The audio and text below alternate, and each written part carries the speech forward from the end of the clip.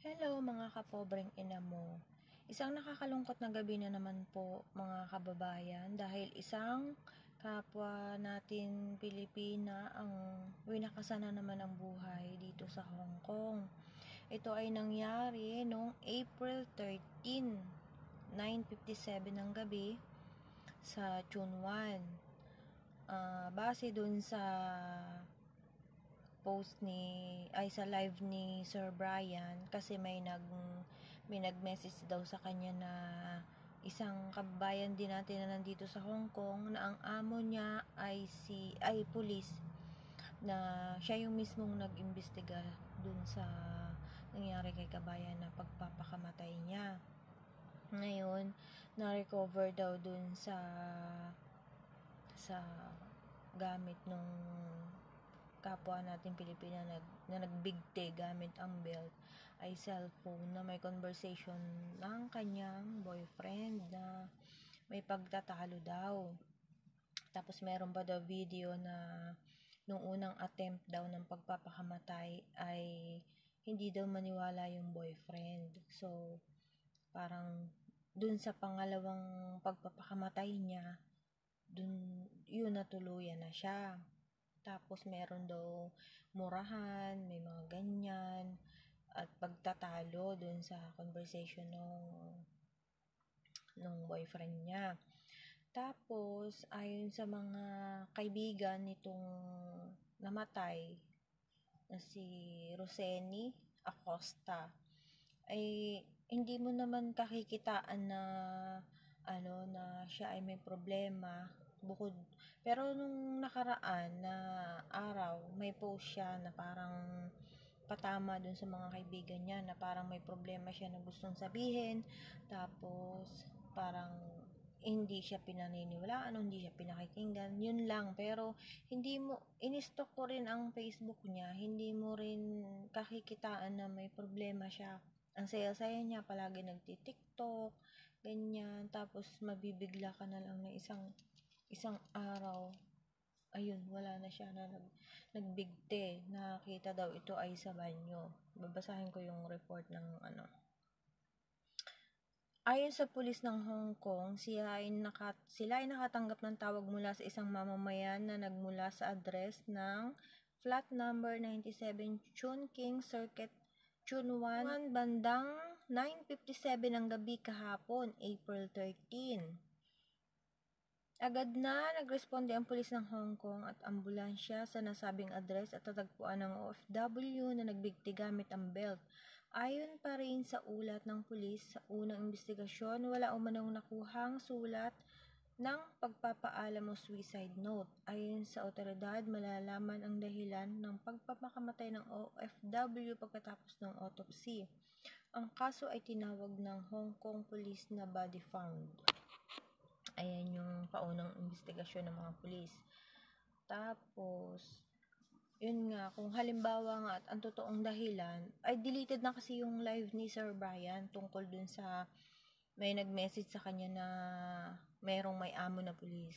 Ngayon, parang marami kasi nagsasabi na respect daw ang family, ganyan.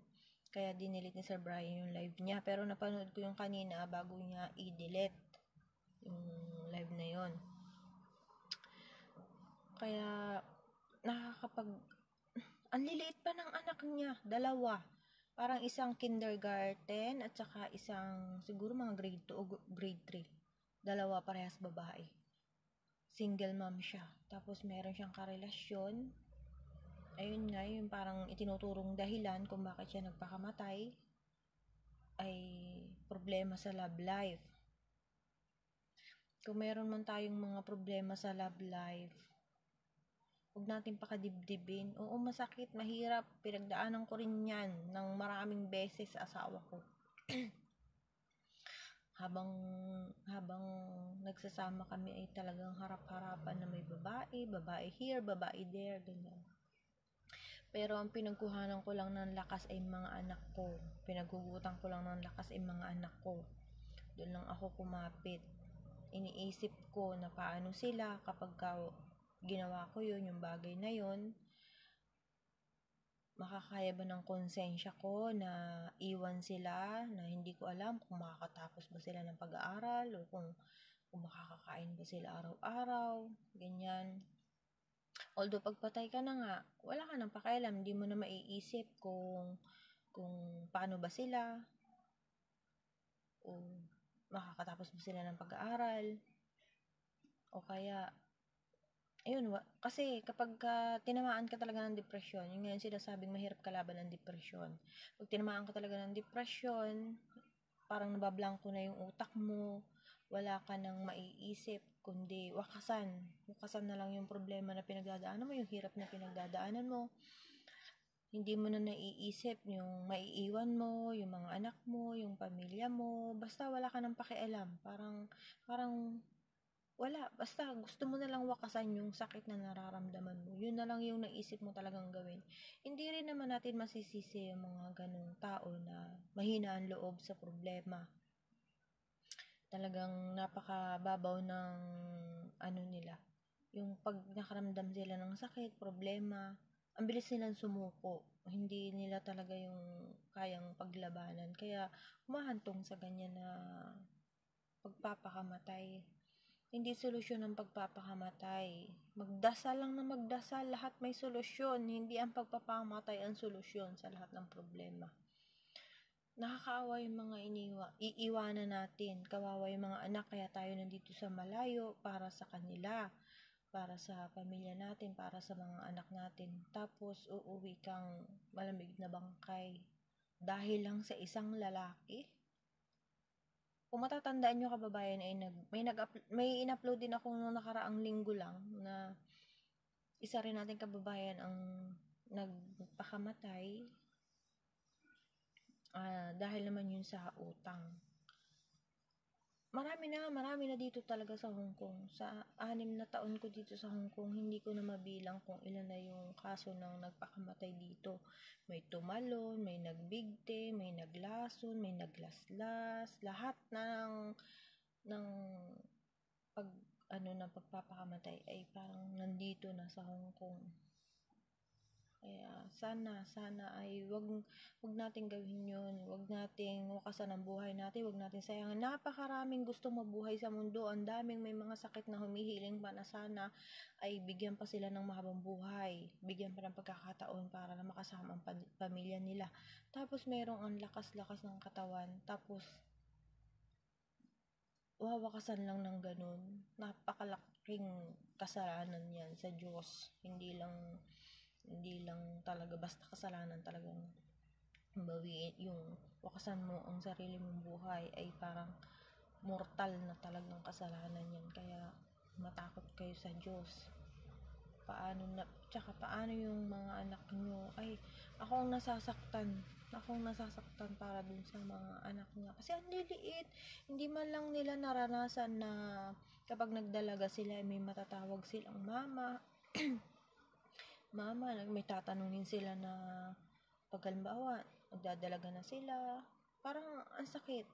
Ako nasasaktan para sa mga anak nila na wala na silang tatawaging mama na ganun. Although, oo nga, kaya silang alagaan ng pamilya natin, mga kapatid natin, nanay natin, pero iba yung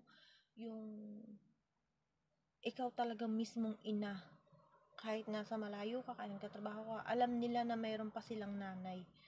Alam nila na mayroon pa silang, na kumpleto pa sila, kahit hindi sila magkakasama. Pero alam nilang mayroon pa silang nanay. Napakasakit yung lalaki silang ulila sa ina. Sobra. Ang sakit. Bilang isang ina, napakasakit. Napakasakit talaga. Yung mga anak ko, wala na rin tatay sa murang edad. Namatay siya, magdadalawang taon na. Sa sakit. Kaya, alam ko yung pakiramdam ng mga anak na wala na magulang dahil ramdam ko sa mga anak ko paano sila nangulila sa ama nila. Kaya sobrang sakit. Nakakaawa talaga ang mga bata. Lalo't nasanay sila na kasama lagi yung tatay nila. Kaya dito sa mga kapwa OFW, lakasan lang natin yung loob natin. Palaging magdasal na palakasin ang loob natin, patibayin pa sa mga pagsubok na pagdadaanan, lagi lang, wag yung pakaisipin ang problema. Ako, umiiwas talaga ako pag nakakapag-isip ako ng mga problema ko. Sa dami ng problema, sa dami, sobrang stress, na de-depress din. Binabaling ko sa ibang bagay yung aking isip. Nanonood ako ng mga nakakatawa. Basta, yun na yung parang ginawa kong na para makaiwas sa depression. Sabagay, hindi naman kasi nga pare-parehas ang mga tao. Meron talagang napakahina ng loob. Kaya, rest in peace sa'yo, kabayan. Nakakaawa talaga yung mga anak mo. Tsaka napakabata mo pa, 27 years old ka pa lang. Napakarami pang makikilalang lalaki, hindi lang yan sana. At tsaka dun sa mga lalaki naman na may mga karelasyon na single mom o hindi man single mom, huwag niyong i-provoke yung mga karelasyon niyo para gawin yung bagay na yun. Kasi nga sabi dun sa parang hindi daw naniniwala yung lalaki na magpapakamatay si kabayan. Kaya yun, tinutuon niya. Ayun, di siya naman yung kawawa. Kahit na ibunto na ng sisi yung lalaki na yun dahil sa kanya, kaya nagawa yun ni kabayan, wala na. Kahit patayin mo yun sa sisi, wala na. Hindi na maibabalik ang buhay ni kabayan. Kaya kung ayaw nyo na, hiwalayan nyo na lang yung mga single mom o karelasyon nyo. Huwag nyo lang patuloy na lulukohin. Kasi hindi naman yan gagawa ng ganyan na kung hindi talaga siya masyadong nasaktan, hindi ba? Kaya, ang bilis lang naman na sabihin na mag-move on, kalimutan, pag nasaktan, ganyan. Pero deep inside, sobrang sakit nga. Napakahirap mag-move on. Pero ano bang gagawin natin kung talagang ganun talaga ang buhay? Tanggapin na lang. Kaya, yan. Nakakalungkot, sobra. Ang sakit. Uuwing matigas na bangkay, na umalis ka, na ang lakas-lakas mo, ganyan. Ay, hindi ko ma-imagine kung anong mararamdaman ng mga anak niya. Nakakaawa. So, see you sa next vlog. Update ko kayo kung ano nang nangyayari dito. Bye!